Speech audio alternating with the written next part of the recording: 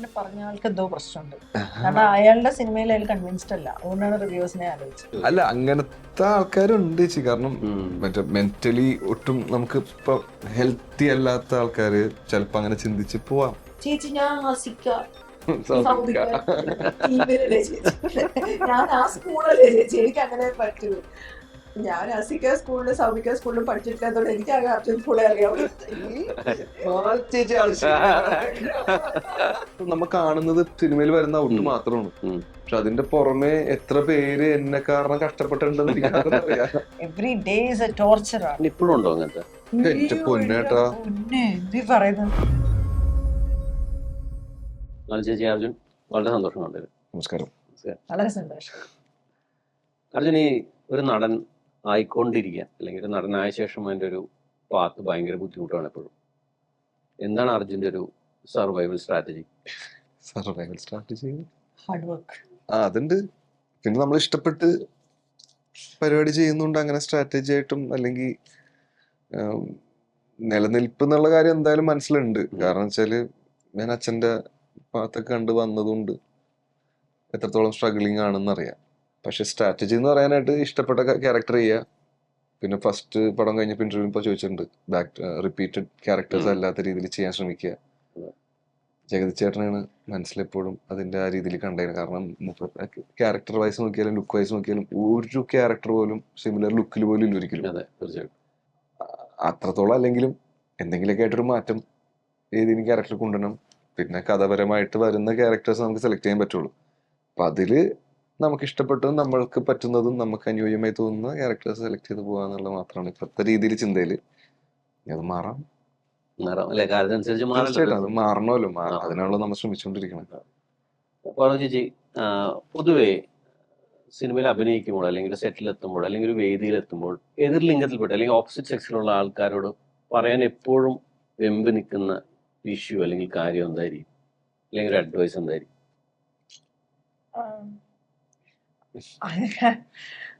അതൊരു ഭയങ്കര കുഴപ്പിക്കുന്ന ചോദ്യമാണ്. അങ്ങനൊന്നും മനസ്സില് ഞാനൊന്നാമത് ഈ എതിർലിംഗമാണ്, നമ്മള് വേറൊരു ലിംഗമാണ് അങ്ങനെയൊന്നും ആലോചിക്കാത്ത ഒരാളാ ബേസിക്കലി. പെട്ടെന്ന് നമ്മളെ ചിലർ ഓർമ്മിപ്പിക്കുകയോ ചെയ്യുന്നത് ഞങ്ങൾ എതിർലിംഗമാണെന്ന്. അപ്പോഴാണ് നമ്മള് നോ അത് പറ്റൂല എന്ന് പറയുന്നത്. അല്ലാതെ പൊതുവെ നമുക്ക് ജെൻഡർ ന്യൂട്രൽ ആയിട്ട് ഒരു ആളാണ് ഞാൻ. എനിക്ക് പൊതുവെ അങ്ങനെ ഒരു ഇതില്ല. മനുഷ്യരാണല്ലോ ബേസിക്കലി, ഇമോഷൻസ് വെച്ച് കണക്ട് ചെയ്യാൻ ആഗ്രഹിക്കുന്ന ഒരാളാണ്. എനിക്ക് അങ്ങനെ വ്യത്യാസങ്ങൾ ഇല്ലാത്ത ഒരാളാണ്. എന്നെ കുറിച്ച് പല ധാരണകളുണ്ട്, പക്ഷെ നേരത്തെ പറഞ്ഞല്ലോ അച്ഛൻ വന്ന വഴി അറിയാം. അതെ. സിനിമയിലേക്ക് ഇറങ്ങുന്നതിന് മുമ്പ് അച്ഛൻ എന്തെങ്കിലും പ്രത്യേകം പറഞ്ഞിരുന്നോ? ഇല്ല, ഒന്നും പറഞ്ഞില്ല. ചോദിച്ചിരുന്നോ? ഇല്ല, ഒന്നും ചോദിച്ചിട്ടില്ല. കാരണം ഫസ്റ്റ് ഫിലിം വന്നപ്പോഴും ആദ്യം അച്ഛനെ കാണാനാണ് അവര് വന്നത്. പിന്നീട് അതിലൊരു ചെറിയ റോൾ ഉണ്ടെന്നുകൊണ്ടാണ് എനിക്ക് ആ ക്യാരക്ടർ കിട്ടുക. രണ്ടാമത്തെ പടവും ഇതേപോലെ അച്ഛൻ്റെ കൂട്ടുകാരൻ നാദിഷിക വന്നിട്ടാണ് ഇങ്ങനത്തെ ഒരു പടമുണ്ട്, നായകനായാണ് എന്നുള്ള രീതിയിലൊക്കെ. അപ്പൊ കൊള്ളാം, വലിയ ബുദ്ധിമുട്ടില്ലാണ്ട് പടങ്ങൾ ഇങ്ങോട്ട് വരുന്നുണ്ട് എന്നുള്ള ചിന്തയായി. പിന്നെയാണ് മനസ്സിലായത് ഇങ്ങനെ എല്ലാ സിനിമ വർക്ക് ചെയ്യണമെന്ന്. രണ്ടാമത്തെ പടവും വർക്കാതായപ്പോഴാണ് എനിക്ക് സിനിമയിൽ എങ്ങനെ എത്തിപ്പെടും. കാരണം അഭിനയം പറ്റില്ല എന്ന് എനിക്ക് അപ്പൊ മനസ്സിലായി. രണ്ടാമത്തെ വർക്ക് ആവാത്തപ്പോഴും രണ്ടാമത്തെ പടവും കൂടിപ്പോ 5 ദിവസമൊക്കെ ഓടിയുള്ള പടം. അപ്പോ അങ്ങനെയൊക്കെയാണ് സിനിമയിലൊരു ഭാഗമാവണം. എനിക്ക് അതാണ് ഇഷ്ടം, സിനിമയാണ് ഇഷ്ടം. കാരണം അതിലേക്ക് ഭയങ്കര അട്രാക്റ്റഡ് ആയി 2 പടം ചെയ്തപ്പോ. പക്ഷെ അങ്ങനെ നിൽക്കുമ്പോഴാണ് സൗബിക പറവയിൽ എനിക്കൊരു നല്ലൊരു വേഷം കിട്ടി കയറി വന്നത്. അപ്പോ അങ്ങനെ ഇത്രയൊക്കെയുള്ള കാര്യങ്ങളല്ല, ബേസിക് ആയിട്ട് വലിയ പരിപാടികളായിട്ടൊന്നുമില്ല. ഈ സിനിമയിലെ കുറിച്ച് എന്താ പറയാനുള്ളത്? അൻപോട് കൺമണിയില് ഞാൻ അർജുൻ ചെയ്യുന്ന കഥാപാത്രത്തിന്റെ അമ്മ വേഷമാണ്. വളരെ നാട്ടുപുറത്ത് സാധാരണ ഒരു സ്ത്രീ. മകൻ കല്യാണം കഴിച്ച് വരുമ്പോൾ അമ്മയുടെ ഏറ്റവും വലിയ ഇതെന്ന് പറഞ്ഞാൽ 2 മാസം കഴിയുമ്പോൾ ഗർഭിണിയായി പച്ചവാഴ കഴിക്കും, അല്ലെങ്കിൽ അങ്ങനെ ഒരു വിശേഷമാകും എന്ന് പറയുന്ന ഒരു ആവശ്യവും ആഗ്രഹവും ഒക്കെ ആയിട്ട് കുഞ്ഞിക്കാല് കാണാൻ നടക്കുന്ന ഒരു അമ്മയാണ്. അതിന്റെ പേരിൽ ഇവരുണ്ടാക്കുന്ന കുഴപ്പങ്ങൾ ചെറുതൊന്നുമല്ല, ഭയങ്കര മെനക്കേട് ഉണ്ടാക്കുന്നത്. ഇതിനകത്ത് അത് ഒരുപാട് പേര് കണക്ട് ചെയ്യുന്ന ഒരു കഥയാണ്. നമ്മളിത് പറയുമ്പോൾ ഇങ്ങനെ ലൈറ്റായിട്ട് തോന്നും, പക്ഷെ ഒരുപാട് പേര് 9 കൊല്ലം കാത്തിരുന്നു, 10 കൊല്ലം കാത്തിരുന്നു. ഇത് ഓരോ ദിവസവും കഴിഞ്ഞിട്ടാണ് ഈ 9 കൊല്ലത്തിലേക്ക് എത്തുന്നത്. Every day is A torture ആണ്. ഇപ്പോഴും ഉണ്ടോ അങ്ങനത്തെ? ഞാൻ ഈ കാലത്തും അങ്ങനത്തെ തോട്ടുകൾ ഉണ്ടോന്ന് ചോദിച്ചു. അയ്യോ, ഭയങ്കരമായിട്ട് നമ്മൾ വിചാരിക്കും ഇത് ഏത് വെള്ളരിക്ക പട്ടണത്തിലോ ഇത് നടക്കുന്നതെന്ന് നമുക്ക് തോന്നും. പക്ഷെ അൻപോട് കൺമണിയിൽ ലിജോ നമ്മുടെ സംവിധായകൻ സംസാരിച്ചിരിക്കുന്ന എടുത്തു വെച്ചിരിക്കുന്ന രീതി, അനഘ അതിനെ കൺസീവ് ചെയ്ത്, ആ ക്യാരക്ടറിനെ കൺസീവ് ചെയ്ത രീതി, അർജുൻ അതിനോട് റെസ്പോണ്ട് ചെയ്ത രീതി, ഇത് കാണുമ്പോഴാണ് ഇതിൻ്റെ ഒരു വ്യാപ്തി. എന്നുവെച്ചാൽ ചെറിയ വാക്കുകൾ പോലും എങ്ങനെയാണ് മുള്ളു പോലെ കൊള്ളുന്നതെന്നും മുറിയുന്നതെന്നും നമ്മൾ ഒട്ടും ആ വിഷയത്തിനോട് സെൻസിറ്റീവ് അല്ല. കാരണം ഇത് വെളിയിൽ നോക്കുമ്പോൾ ഹാപ്പി ഫാമിലി ആയിട്ടുള്ള ഒരു വീടാണ്, പക്ഷെ അകത്ത് നടക്കുന്ന ഒറ്റപ്പെടലുകളുണ്ട്. കുടുംബത്തിനകത്ത് ചില തല കുനിഞ്ഞു പോകുന്ന, അതും മറ്റെന്തോ കാരണത്തിന്റെ പുറത്ത് അങ്ങനെയൊക്കെ ആയി പോകുന്ന ലക്ഷക്കണക്കിന് സ്ത്രീകളുടെ റെപ്രസെന്റേറ്റീവ് ആണ് ഇതിനകത്ത് അനക്കയുടെ ക്യാരക്ടർ. അതാണ് ഈ സിനിമയുടെ ഹൈലൈറ്റ്. ഈ സിനിമ റിയൽ ആണെന്നുള്ളതാണ് ഇതിനകത്ത് നമുക്ക് ഇതിന്റെ A to Z ഇതിന്റെ റൈറ്റർ അനുഭവിച്ച കാര്യമാണ്. ശരി. ഇത് കഥയൊക്കെ പറഞ്ഞ് എനിക്ക് കൊള്ളാം, നല്ല രസമുണ്ടെന്ന് പറഞ്ഞപ്പോ ഞാൻ ചേട്ടൻ ചോദിച്ചു ഇത് ഇപ്പോഴും ആൾക്കാർ ഇങ്ങനെ പൂജയൊക്കെ ആയിട്ട് മച്ചാൻ ഇത് എന്റെ കഥയാണ്, ഞാൻ അനുഭവിച്ച കാര്യങ്ങളാണ് 4 വർഷം മുമ്പ്. ഇപ്പോഴും അത് ഫേസ് ചെയ്യുന്നുണ്ട്. കാരണം ഓരോ ഗ്രാമത്തില് ഇപ്പൊ ഇവിടെ സിറ്റി ലൈഫ് അല്ലാത്ത ഉള്ളിൽ പോകുമ്പോഴും ഇങ്ങനെയൊക്കെയാണ് കാര്യങ്ങൾ നടക്കുന്നത് ഇപ്പോഴും. അതുകൊണ്ട് തന്നെ അദ്ദേഹം ഓരോ കാര്യവും കറക്റ്റ് ആയിട്ട് പറഞ്ഞു, ഒരു സീൻ ബൈ സീൻ നമുക്ക് കറക്റ്റ് ആയിട്ട് ഒരു ഐഡിയ തരും. എന്തായിരുന്നു അന്ന് നടന്നതെന്ന് പറയും. ഫോട്ടോ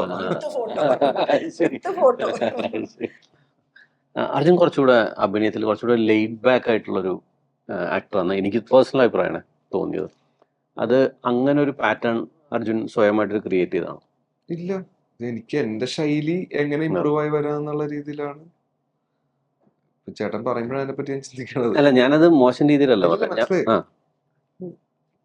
എന്റെ രീതി ഭയങ്കര ഈസി ആയിട്ട്, ഭാഷയാണെങ്കിലും ഭയങ്കര ഈസി ആയിട്ട്. ഭാഷ ചേട്ടാ അതിപ്പോ നമ്മൾ കാണുന്നത് സിനിമയിൽ വരുന്ന ഔട്ട് മാത്രമാണ്, പക്ഷെ അതിന്റെ പുറമെ എത്ര പേര് എന്നെ കാരണം കഷ്ടപ്പെട്ടിട്ടുണ്ടെന്ന് എനിക്ക് അറിയാം.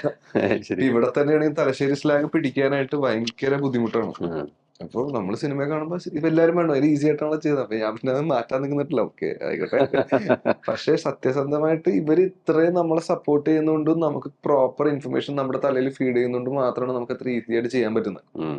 ചില ക്യാരക്ടേഴ്സ് പാളിപ്പോണത് അതുകൊണ്ടാണ്.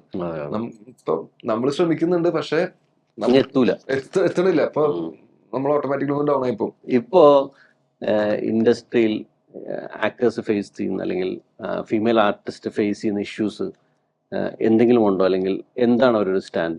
കോമൺ ആയിട്ടുള്ള ഒരുപാട് പ്രശ്നം സ്ത്രീകളുടെ മാത്രം പ്രശ്നമായിട്ട് ഞാൻ വിശ്വസിക്കുന്നില്ല.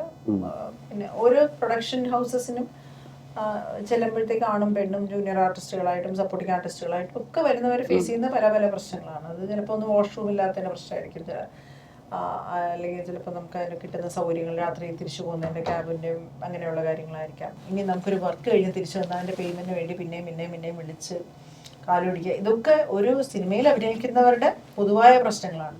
അല്ലാതെ സ്ത്രീകളുടെ പ്രശ്നം ഇപ്പോൾ ഒരു പരിധി വരെ പഴയ പോലെ ഇല്ല എന്ന് മനസ്സിലാക്കുന്ന ഒരാളാണ്. ഇപ്പോൾ കുറച്ചും കൂടി അവെയർനെസ് വന്നിട്ടുണ്ട്. സ്ത്രീകളോട് പെരുമാറേണ്ട രീതി, പറയേണ്ട കളർ ജോക്സ് ഒക്കെ കുറഞ്ഞു എന്നാണ്. അല്ലെ, എന്നോട് അറ്റ്ലീസ്റ്റ് ഇല്ല, വേറെ എല്ലാം ഉണ്ടെങ്കിൽ അവർ പറഞ്ഞു കേട്ടാലേ എനിക്കറിയാവൂ.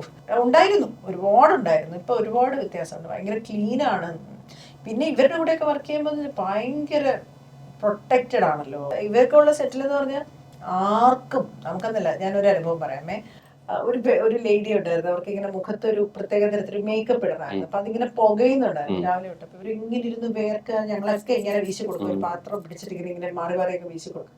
അപ്പൊ അർജുന ഇങ്ങനെ വന്നു, അർജുനോട് ഇങ്ങനെ അകത്തേക്ക് ഇരിപ്പുണ്ട്. കുറച്ചു നേരം അർജുൻ്റെ കൂടെയുള്ള പയ്യൻ ഒരു വലിയ ഫാനൊക്കെ പിടിച്ചു വന്ന് അത് പുതിയത് പ്ലാസ്റ്റിക് കവർ എല്ലാം മാറ്റി കണക്ട് ചെയ്ത് വെച്ചു കൊടുത്തു. അപ്പൊ ഞാൻ അന്തപ്പെട്ട് ഞാൻ ചെയ്യും, ഇങ്ങനെയൊക്കെ വെച്ചിട്ടുണ്ട്.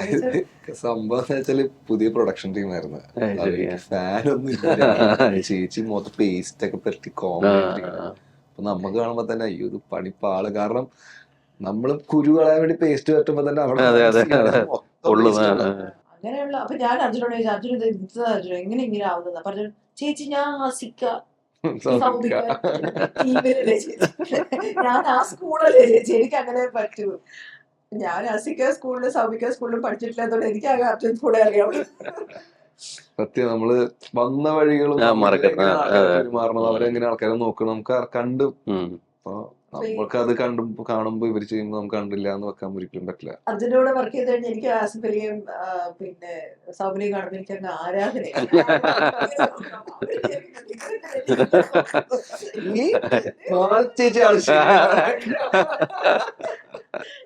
ഞാനൊരു നടനായിട്ടുള്ള സ്വകാര്യ സംഭാഷണത്തിൽ പുള്ളി പറഞ്ഞാണ്, ഒരു സീൻ നമ്മൾ പ്ലാൻ ചെയ്ത് സീനിൽ അഭിനയിക്കുമ്പോൾ നമ്മൾ ചിന്തിക്കുന്ന പ്രേക്ഷകരെയായിരിക്കും, പക്ഷെ ഇപ്പൊ റിവ്യൂസിനെയും കൂടെ ചിന്തിക്കണം, അവരെന്ത് പറയും. അങ്ങനെ പേടിച്ച് ചില കാര്യങ്ങൾ കൈന്നിടാണ്ടിരുന്നിട്ടുണ്ടെന്നു. ഇത് ഇത്തരം കാര്യങ്ങൾ സിനിമയ്ക്ക് ദോഷകരമായിട്ട് ബാധിക്കില്ലേ?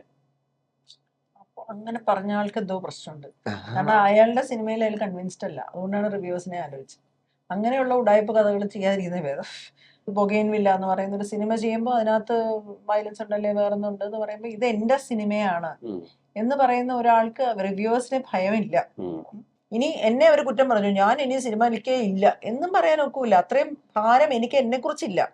ഞാൻ അത്ര നല്ലതാണെന്ന് ഞാൻ വിശ്വസിക്കുന്നില്ല. അപ്പൊ എന്നെ തിരുത്തി തന്നാൽ ഞാൻ തിരുത്തും, ഞാൻ നന്നാവും, ഓക്കെയാണ്. അത്രേ ഉള്ളൂ. അവര് തിരുത്തട്ടെ, നമ്മൾ നന്നാവും. അവര് അടുത്ത പ്രാവശ്യം മാറ്റി പറയും. എനിക്ക് ഓർമ്മ വരുന്ന ആസിഫ് അലിയുടെ ഒരു മോശമായിട്ട് അശ്വന്ത് ഗോക്ക് പറയുമായിരുന്നു, പക്ഷെ അത് കഴിഞ്ഞ് കിഷ്കിന്ദ കാണത്തിനെ പുകഴ്ത്തി പറഞ്ഞു. ഇത് അതുകൊണ്ട് തന്നെ ഒരു കുറ്റം കേൾക്കാൻ പറ്റില്ല. അങ്ങനെയില്ല. അല്ല, അങ്ങനത്തെ ആൾക്കാരുണ്ട് ചേച്ചി. കാരണം മറ്റേ മെന്റലി ഒട്ടും നമുക്ക് ഇപ്പൊ ഹെൽത്തി അല്ലാത്ത ആൾക്കാര് ചിലപ്പോ അങ്ങനെ ചിന്തിച്ച് പോവാം. അല്ല, ഞാൻ പറഞ്ഞത് അങ്ങനെ ചിന്തിക്കുന്നതുകൊണ്ട് തെറ്റില്ല, പക്ഷെ അവർക്ക് സർവൈവ് ചെയ്യാൻ പ്രയാസമാണ്. അതാണ് പ്രശ്നം. ഞാനൊന്നും അവര് അങ്ങനെ ചെയ്യരുത് ഇങ്ങനെ ചെയ്യരുത് പറയാൻ ഞാനല്ല, പക്ഷെ അവരങ്ങനെ ചിന്തിക്കുന്നുണ്ടെങ്കിൽ അവരുടെ കൺവിക്ഷൻ കുറവാണ്. അവർ കുറെ കൂടെ ലേണിംഗ് വേണം. നമ്മളും പഠിക്കാൻ പോവല്ലേ. ഇതേപോലെ കുറെ കിട്ടിയാലേ നമ്മൾ പഠിക്കും. ഒന്നും കിട്ടാതിരിക്കുമ്പോഴാണ്. ഞാൻ എപ്പോഴും വർക്ക്ഷോപ്പിനകത്ത് ജീവിക്കുന്ന ഒരാളാണ്. ഞാൻ എപ്പോഴും നാളെ വർക്ക്ഷോപ്പ് ചെയ്യും. ഒരു സിനിമയ്ക്ക് പോകുമ്പോൾ ട്രെയിനിങ് എടുക്കാൻ ശ്രമിക്കും, പരമാവധി ആ ക്യാരക്ടറിനെ മനസ്സിലാക്കാൻ ശ്രമിക്കും, സ്ക്രിപ്റ്റിനകത്ത് പോകും, നമ്മൾ എങ്ങനെയാണ് ഓരോ പ്രോസസ് അന്വേഷിക്കും. ഈ ലേണിംഗ് ഇല്ലാതെ നിൽക്കാൻ ഭയങ്കര പാടും. ഏകദേശം 14 വർഷമായല്ലോ ഇപ്പോ സിനിമയിൽ. 12 വർഷം. ഈ വിജയത്തെ അല്ലെങ്കിൽ വിജയം എന്നൊരു കാര്യത്തിന് എങ്ങനെ കൈകാര്യം ചെയ്യാനാണ്? ആദ്യമൊക്കെ ഭയങ്കര സന്തോഷമായിരുന്നു. കാരണം ഫസ്റ്റ് തന്നെ താഴ്ത്തുന്നാളെ തുടങ്ങി. അതുകൊണ്ട് വിജയം കിട്ടുന്നത് 5-6 വർഷത്തിന് ശേഷമാണ് പടത്തിൽ അഭിനയിച്ചിട്ട്. പറവ ഭയങ്കര അടിപൊളിയായി, വരുത്തൻ അടിപൊളിയായി, ജൂൺ അടിപൊളിയായി. ഇപ്പൊ ഭയങ്കര ഹൈറ്റിലായി ഞാൻ മനസ്സുകൊണ്ട്. പിന്നീട് അവിടെ നിന്ന് കുറച്ച് പരിപാടികളൊക്കെ പോയി എന്ന് പറഞ്ഞപ്പോഴാ മനസ്സിലായി, ഇത് അതല്ല പരിപാടി, അതല്ല, നമ്മൾ പണിയെടുക്കണം, ഇനിയും പണിയെടുക്കണം, എന്തൊരു സന്തോഷിട്ട് മാത്രം കാര്യമില്ല. പിന്നെ പതുക്കെ കാര്യങ്ങളൊക്കെ മാറ്റി കാര്യങ്ങൾ മനസ്സിലായി. തിരിച്ചറിവ് ഉണ്ടാവുമെന്ന് അറിയില്ലേ, അത് കിട്ടിയപ്പോ ഓക്കെ. ഒരു പടം നമ്മൾ 40, 45, 50 ദിവസമൊക്കെ ചെയ്യുമ്പോ പണിയെടുത്ത് അത് ഇത്രയും കുറെ ആൾക്കാരുടെ ഒരു ടീം വർക്കാണ്. അവരും ഇതേപോലെ നമ്മളെക്കാട്ട് മുമ്പ് എത്തും. നമ്മൾ കിടക്കുന്ന ലേറ്റ് ആയിട്ടൊക്കെയാണ് പ്രൊഡക്ഷൻകാര് കിടക്കുന്നത്. 4 മണിക്കൊക്കെ എണീറ്റിട്ടാണ് ഫുഡ് കാരിയറിൽ വെക്കണത്. അപ്പൊ ഇത്രയും പരിപാടി പ്രോപ്പർ ആയിട്ട് പോയി, ഇത്രയും ഹാർഡ് വർക്ക് ഒക്കെ എല്ലാവരും കഴിഞ്ഞ് പടം തിയേറ്ററിൽ എത്തിയിട്ട് വർക്ക് ആകുമ്പോ കിട്ടുന്ന ഒരു സന്തോഷം. അപ്പൊ പേര് നമുക്ക് മാത്രമേ ഉള്ളൂ. അപ്പൊ അത് ഇപ്പൊ നമ്മളിപ്പോ ഇന്റർവ്യൂലൊക്കെയാണ് നമ്മൾ അവരെ പറ്റി പറയാ. അപ്പൊ നമുക്കത് ഒരു ഈ പറയുമ്പോഴേക്കും അതിന്റെ സന്തോഷം ഉണ്ട് അവരെ പറ്റി പറയുമ്പോ. അപ്പൊ ഈ സന്തോഷം കിട്ടുക എന്നുള്ളതാണ് നമ്മുടെ ബേസിക് പരിപാടി. പടം ഇറങ്ങി കിട്ടാകുമ്പോ സന്തോഷമുണ്ട്. അപ്പൊ ആ സന്തോഷമായിട്ട് വെക്കുക. ഭയങ്കര മറ്റേ ഇതിലേക്ക് എന്നെ കൊണ്ട് ഞാൻ ഇപ്പൊ അങ്ങനെ ചിന്തിക്കണില്ല. കാരണം ഏത് നിമിഷവും ഒരു പടം വർക്കാവാതാവാം. നമുക്കൊന്നും ജഡ്ജ് ചെയ്യാൻ പറ്റാത്ത അവസ്ഥയാണ്. ഇപ്പൊ ഓഡിയൻസിന്റെ പെർസ്പെക്റ്റീവ് മൊത്തം മാറി. ഫാബുലസ് ഫെബ്രുവരി വൻ പരിപാടിയായിരുന്നു. കാരണം ഡിഫറെന്റ് ടൈപ്പ് ഓഫ് ജേർണേഴ്സിൽ എല്ലാ പടം ആക്സെപ്റ്റ് ചെയ്ത ആൾക്കാർ. അപ്പൊ നമ്മള് നല്ല പടങ്ങൾ കൊടുക്കുക എന്നുള്ള ചിന്ത എല്ലാവർക്കും വന്നിട്ടുണ്ട്. അത് പൊളിയാണ് ഇപ്പൊ. Thank you so much. Thank you കേട്ടോ.